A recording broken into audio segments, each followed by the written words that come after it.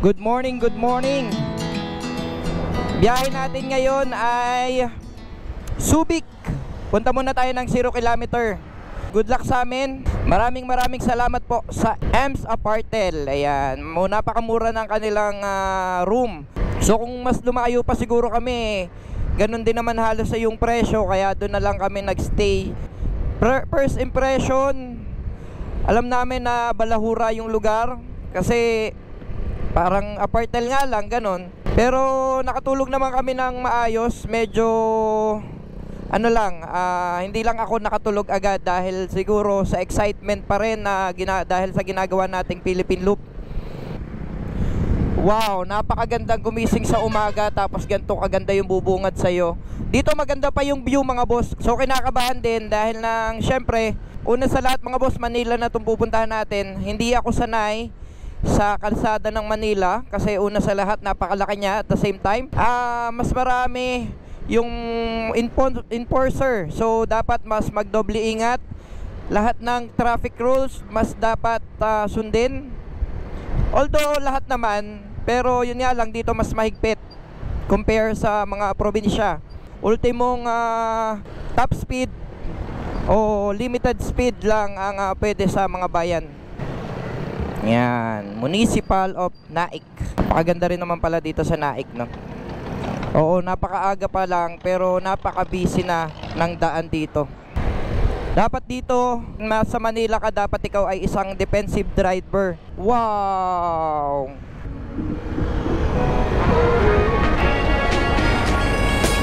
So, si Commander yung magiging navigator natin mga boss. Ito yung mahirap sa Manila, traffic. Nakikipagpatintero ka sa mga sasakyan din. 30 to 20 kilometers per hour lang yung nagiging takbo namin. And bago kami makarating sa 0 kilometers ay around 2 hours daw yung biyahe. So sa gilid lang kami, una sa lahat kasi hindi naman ako sanay sa Manila. Speed limit is 60 kilometers per hour lang mga boss. Wag na wag kayo lalagpas sa 60. Pero hindi ka naman makakalagpas sa 60 sa traffic na yan ay napakalawak ng kalsada. Dito lang tayo sa gilid, iwas disgrasya.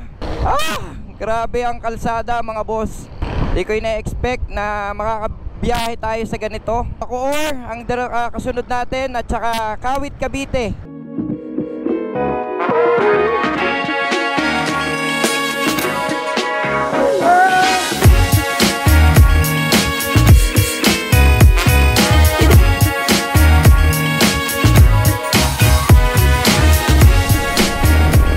So, Corona Highway, ito na nga ba?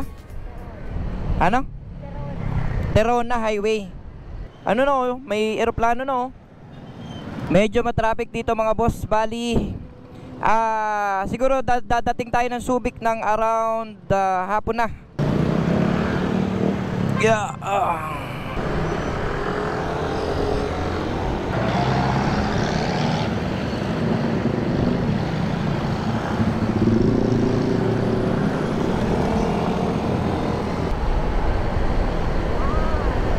Mami, nasa Maynila na talaga tayo. Hindi ako makapaniwala, Mami, nagdadrive ako sa Maynila. My goodness. Wala talagang imposible, no? Diretso lang ako dito. Wow! Ba, airport na pala ito? Uy!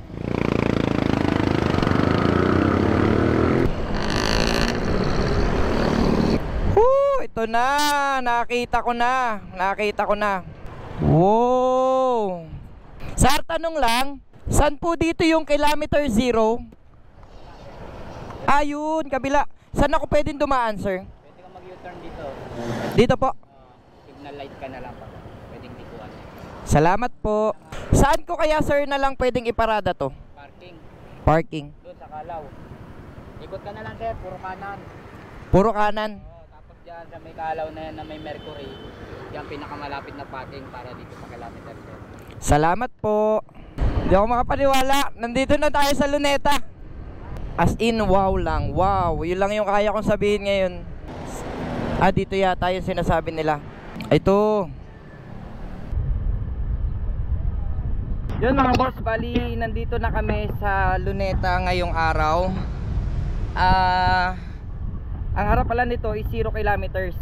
So tingin ko hindi na kami pupunta sa 0 kilometer. Dito na lang kami siguro sa Luneta magpipicture. Kasi kailangan pa rin namin umalis agad para mas maaga kaming makapunta sa Subic. Dahil ang target namin is hanggang ano nga ba yun? Pampanga ba? Sa taas na, so pataas. Hindi kami makapaniwala na nandito na kami, no?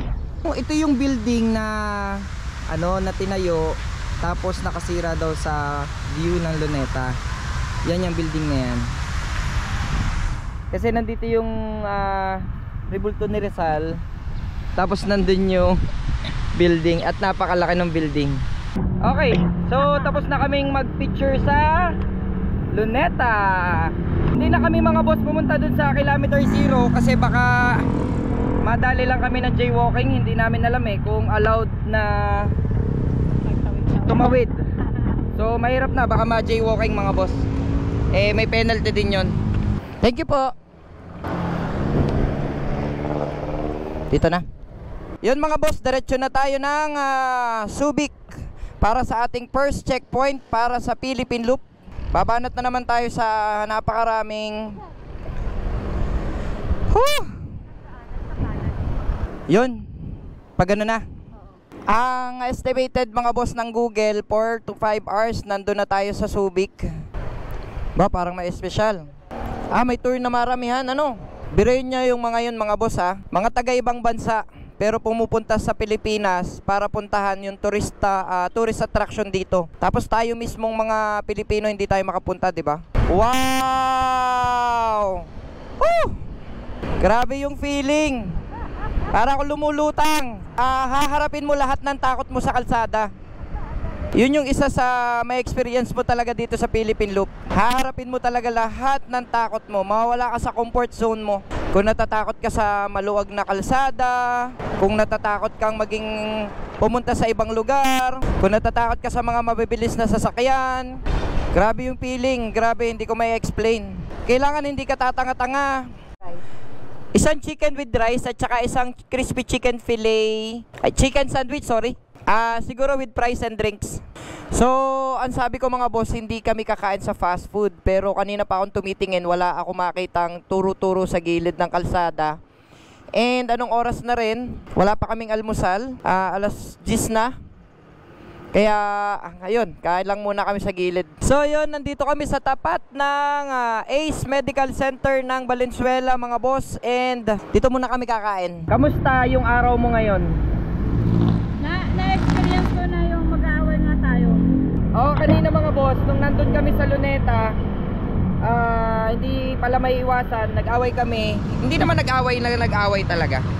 Nagtalo kami kasi gusto niya magpipicture dun sa harap, which is nandun si Rizal. Ako naman, hindi ako pumayag na magpicture. Ang gusto ko dito lang sa likod.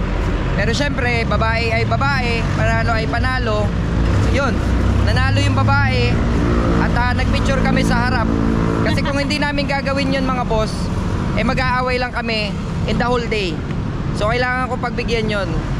Tapos, kanina nung nagna-navigate kami, kasi siya nga yung navigator ko, syempre hindi masisigawan mo dahil nga nang pagod ka tapos nasa biyahe.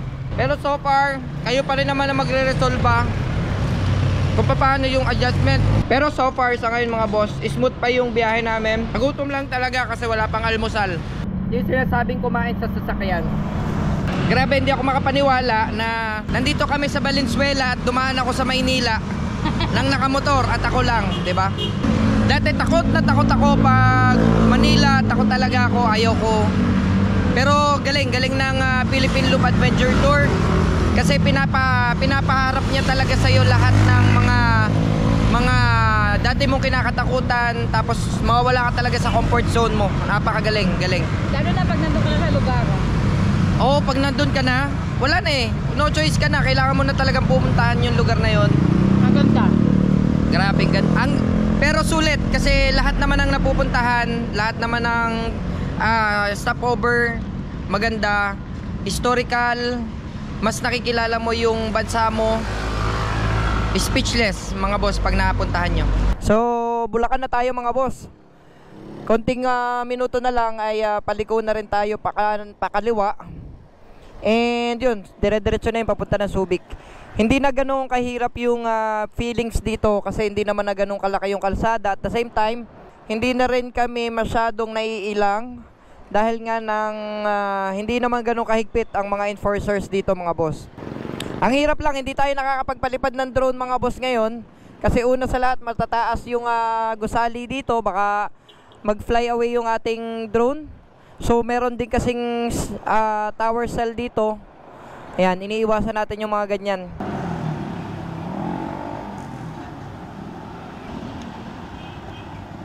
Bali mga boss, isa sa naisipan o natutunan ko dito sa Philippine Loop mga boss, wag na wag nyo titingnan yung mapa. Wag na wag nyo titingnan kung ganong kalayo pa. Wag na wag nyo titingnan mga boss. Kasi makakaramdam kayo ng pagod. Makakaramdam kayo ng may isip nyo malayo pa. Grabe, 2 araw pa lang. Tapos nandito pa lang kami. Grabe yung naramdaman ko. Parang hindi ko may, alam mo yung para akong pinanghinaan na kaya ko pa ba? Kaya ko pa ba? Bigla ko tinanong yung sarili ko kung kaya ko pa ba. Una, pinasok ko to. Wala sa ugali ko sumuko. Hanggat kaya natin mga boss. Pero masasabi ko na ang hirap pala. Mahirap pala tong ginagawa namin. Di pala siya madali. Akala ko nung una madali lang. Akala ko nung habang nanonood ako ng mga vlog, ng mga videos, habang tinitingnan ko sa mapa, habang hindi ko pa ginagawa, akala ko madali lang. Pero nung nandito na, grabe pala talaga yung stress. Grabe yung endurance na i-endure mo talaga. Hindi lang physical, pati mental mga boss. Totoo. Kailangan physically fit, mentally fit, at saka budget fit. Budget fit. Di talaga siya madali. Grabe yung sakit ng katawan na nararamdaman ko ngayon. Parang katawan ko naman yung bibigay. Grabe yung bigla kong nakita yung mapa. Pag check ko sa mapa, wala pa akong 1/4. Ilang araw na lang yung natitira ko, parang 1 week na lang. Kailangan makabalik ka agad. Kasi pag di kami bumalik agad, merong trabaho na hindi namin mapupuntahan mga boss. Kaya kailangan din bumalik kami agad.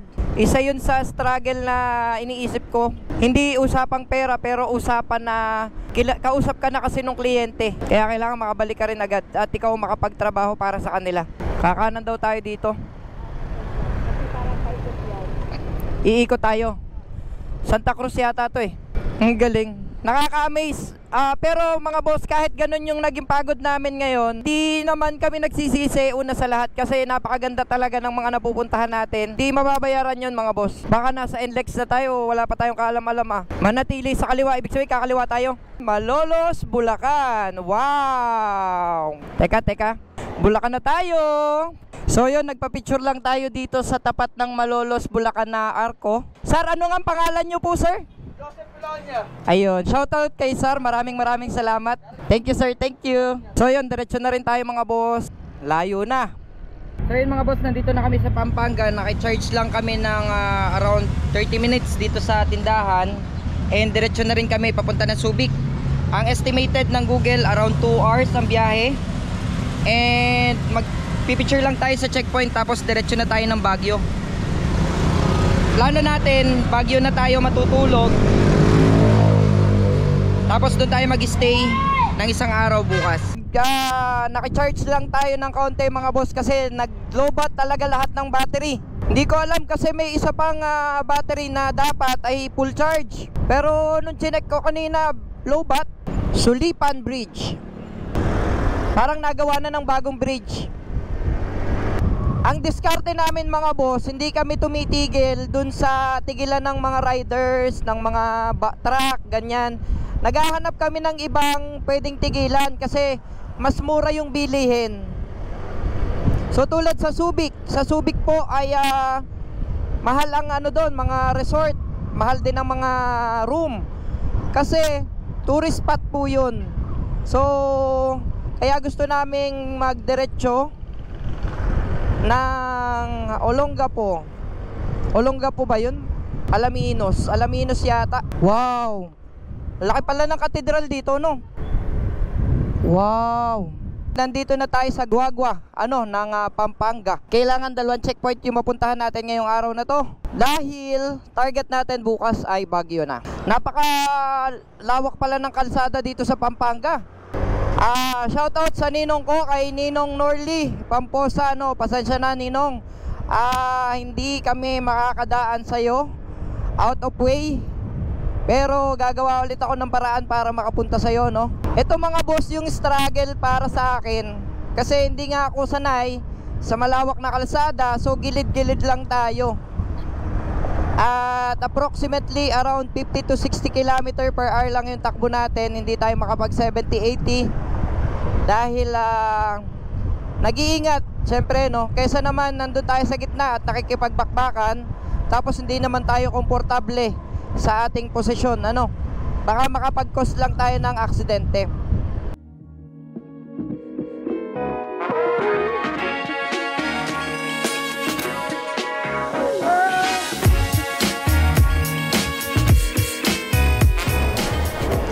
So nandito tayo mga boss sa Dinalupihan, Bataan. At 1 oras na lang daw ang layo natin. Malapit na tayo sa Subic. Ano yun boss? Bakit rinig na rinig ang dito? Bakit rinig na rinig ang aeroplano dito? Sa sir? Sa tao dito? Sa kasi dito? Live sa... Sa Florida? Yung airbase sir? May airbase din dito. Okay. Mga aeroplano lang. Okay. Salamat. Sir, bigyan ko kayo stickers. Yan. Thank you po, thank you. Meron pala ditong airbase. Yan I love Ilayak. Grabe yung tunog Ayun. Ay jet pala, jet talaga. Jet mami, ayun Kaya pala naman, kasi jet talaga yung ginagamit nila. Jet fighters, ganun. Ayun yun. Ang ganda ng tower. Hindi yan, ayun layo. Olongapo City na tayo mga boss. Wow. Napakaluang nung nila. Kalsada tapos sharp curve. Sigurado magiging maganda laro ng Ironman dito. Thank you Lord. Thank you talaga. Nakita pa namin yung ganitong kagandang mga lugar.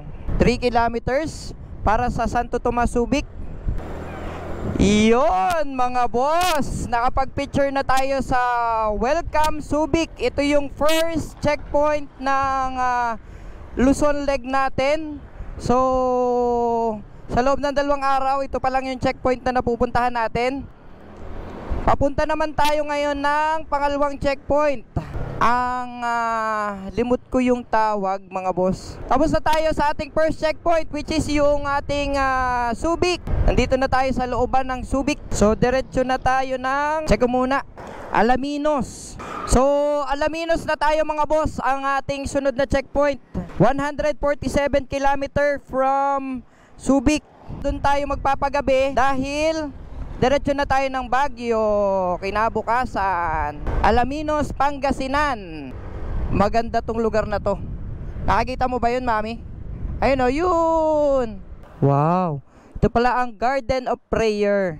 Parang walang tao Baka sa kabilang daan. Okay mga boss, nagdasal lang kami para sa guidance. Kala ko yung nakikita ko sa Facebook na malaking malaki. Pero buti na lang din, nakapunta kami. Diretso na ulit tayo mga boss. Hindi na ako magpapalipad ng drone kasi para umabot tayo dun sa second checkpoint natin.